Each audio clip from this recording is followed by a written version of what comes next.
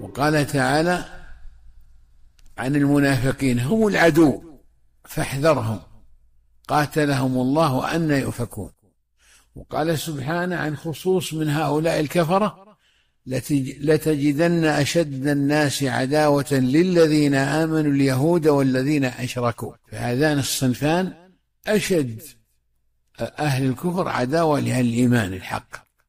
ومن من يشابههم الرافضة والخوارج، فإنهم أشد من ينتسب للملة عداوة لأهل السنة. فالروافض والخوارج أشد من ينتسب للأمة من الفرق عداوة لأهل السنة في قديم الزمان وحاضره وفي مستقبله. فليحذر هؤلاء، لأنهم مارقون من الدين بنص النبي صلى الله عليه وسلم، يمرقون من الدين كما يمرق السهم من الرمية ثم لا يرجعون إليه. يقرؤون القرآن لا يجاوز حناجرهم، يقرؤون القرآن يتأولونه على غير تأويله. لئن لقيتهم لأقتلنهم قتل عاد، يعني ما أبقي منهم أحد، اقتلوهم فإن في قتلهم أجرا لمن قتلهم عند الله. هكذا قال النبي صلى الله عليه وسلم فيهم لعظم فتنتهم. وهؤلاء اليوم هم الدواعش وهم القاعدة وهم الحوثيون وهم الإخوان المسلمون وهم الطوائف الجديدة والذين يستولوا على بعض الدول هالأيام. كل هذا دليل على أنهم خوارج مارقة، وأنهم كيدهم ضد الإسلام وأهل الإسلام أكثر من عداوتهم بالكفار، كما قال صلى الله عليه وسلم: يقتلون أهل الإسلام ويذرون أهل الأوثان. وأخبر أن قتلاهم شر قتلى تحت أديم السماء، وقال إن عنهم إنهم كلاب النار. فكل مسلم يؤمن بالله ورسوله الله تعالى ورسوله واليوم الآخر يدعو بهذا الدعاء: اللهم اجعل ثأرنا على من ظلمنا وانصرنا على من عادانا، ولا تجعل مصيبتنا في ديننا، ولا تجعل الدنيا أكبر همنا ولا مبلغ علمنا ولا غاية قصدنا ولا إلى النار مصيرا. فهذه دعوات مهمة جدا. واعرف من هو عدوك،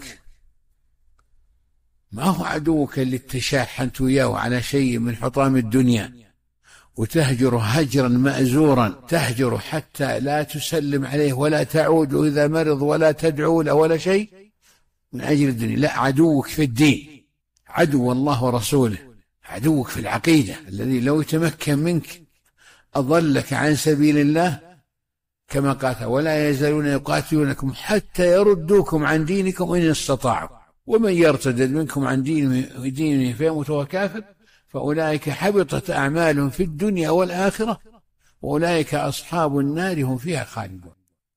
قال: قد بدت البغضاء من أفواههم وما تخفي صدورهم أكبر. وهؤلاء لهم أساليب، تارة يدخلون على أهل الإسلام ويفرضون عليهم باسم الديمقراطية، وتارة باسم الجهاد، وتارة باسم استرداد الأرض المسلوبة التي أخذها المسلمون من اليهود ومن غيرهم، وهكذا. وعداوتهم وكيدهم للإسلام معلوم، كيف وقد حاربوا رسول الله صلى الله عليه وسلم وكادوا له ليلا ونهارا بأفانين الكيد وأنواع المكر، لكن الله عز وجل نصر رسوله والمؤمنين تحقيقا لوعده وإعلاء لكلمته وصيانة لحرمات عباده وابتلاء للمكلفين في الجهاد، جهاد هؤلاء الظلمة حكم عظيمة. وانصرنا على من عادانا، كل من عادانا، ومن ذلك انصرنا على الدواعش، على الحوثيين، على كذا، على كذا، الإخوان المسلمين، على كذا، على كذا، على كل خارج على سلطانه مسيء للإسلام وأهله مشمت بهم الكفر وأهل الكفر. ما جلب هؤلاء على الإسلام وأهله إلا الشر والمصائب، إسقاط الحكومات وانتهاك الحرمات وإزهاق الدماء المعصومات وسبي أموال المسلمين والتواطؤ السري والعلني مع الكفار والمنافقين. كل هؤلاء صنائع استخبارات وأهل المكر من الكفار. احذروهم احذروهم. وأي جرم عرفه الناس من أحد ينتسب الإسلام ويتقرب إلى الله بقتل والديه؟ سمعت بهذا؟ ويقتل إخوانه ويقتل رجال الأمن ويقتل رجال الجيش. إيش يكون هذا؟ هذا أشر من متعاطي المخدرات، لأنه يجرم وينسب جرمه إلى دين الإسلام، وأنه يفعل هذا غيره لله تعالى. يخسي خاسئ، هذا مجرم، هذا كذاب كاذب على الله تعالى وعلى رسوله صلى الله عليه وسلم وعلى الإسلام وأهله، افترى الكذب وأضفى على جرامه وصفا شرعيا لينفر الكفار من الدخول في الإسلام. حتى الكفار ينفرون من الإسلام إذا كان هذا التصرف يصدر من ينتسب الإسلام. من يفكر في الإسلام يرجع عنه. اللهم انصرنا على كل من عادانا، كل من علمت أنه لا يهتدي الإسلام اللهم أهلك. دعوة نوح عليه السلام: رب لا تذر على الأرض من الكافرين ديارا إنك إن تذرهم يضلوا عبادك ولا يلدوا إلا فاجرا كفارا. فينبغي الإنسان يعتني بهذا، هذا أمر مهم. واجعل ثأرنا على من عادانا وانصرنا على من ظلمنا، على كل ظالم يعني انصرنا عليه بقدرتك بعزتك بما تيسر لنا من الوسائل، من طريق ولاة الأمور، من طريق القضاء والمحاكم الشرعية، من طريق الصلح، من طريق كذا، من طريق كذا، من طريق أنك أنت يا ربنا أن تنتقم منه تشفي غيظنا منه لظلمهم إيانا، وانصرنا على من ظلمنا. مهم هذا.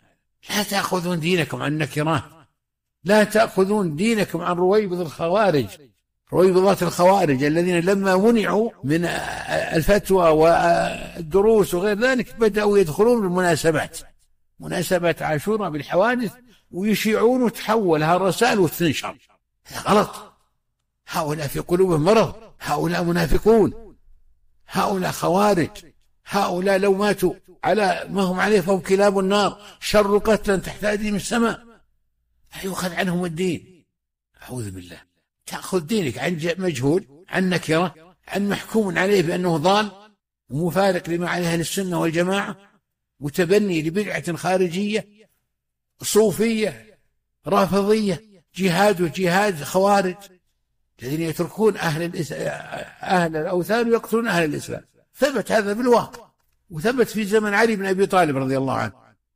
تورعوا في زمن علي رضي الله عنه الخوارج، تورعوا عن قتل الخنزير والسوالف، الخنزير اللي أمر بقتله بكل حال، وقتلوا عبد الله بن خباب بن الأرت رضي الله عنه ابن صاحب رسول الله صلى الله عليه وسلم. قتلوا أهل الإسلام، تقربوا إلى بقتل عثمان وبقتل علي رضي الله عنه، قتل معاوية رضي الله عنه، بقتل عمرو بن العاص رضي الله عنه. تقربوا إلى الله. يقول: يا ضربة من تقي ما أراد بها إلا ليبلغ عند الرحمن رضوانا إني لأذكره يوما فأحسبه أو في البرية عند الله ميزان. يمدح الخارجي القاتل لهؤلاء. فرد عليه أئمة الإسلام قالوا: يا ضربة من شقي ما أراد بها إلا ليبلغ عند الله خسرانا إني لأذكره يوما فأحسبه أبخس البرية عند الله ميزانا. خذوا حذركم يا أيها الذين آمنوا، خذوا حذركم، خذوا حذركم، خذوا حذركم. لا تفتنون عن دينكم، لا تضلون تحسبونكم على هدى، لا تكذبون على الله ورسوله بترويج الرؤى المنامية والأحاديث الموضوعة الواهية والفتاوى الشاذة والدعوة للخروج على ولاة الأمور والإخلال بالأمن. ترى كل هذه جرائم، كل هذه موجبات للردة، مقتضيات للردة عن الإسلام والموت على الضلالة، وأن يكون الإنسان من جثى جهنم. انتبهوا لهذا.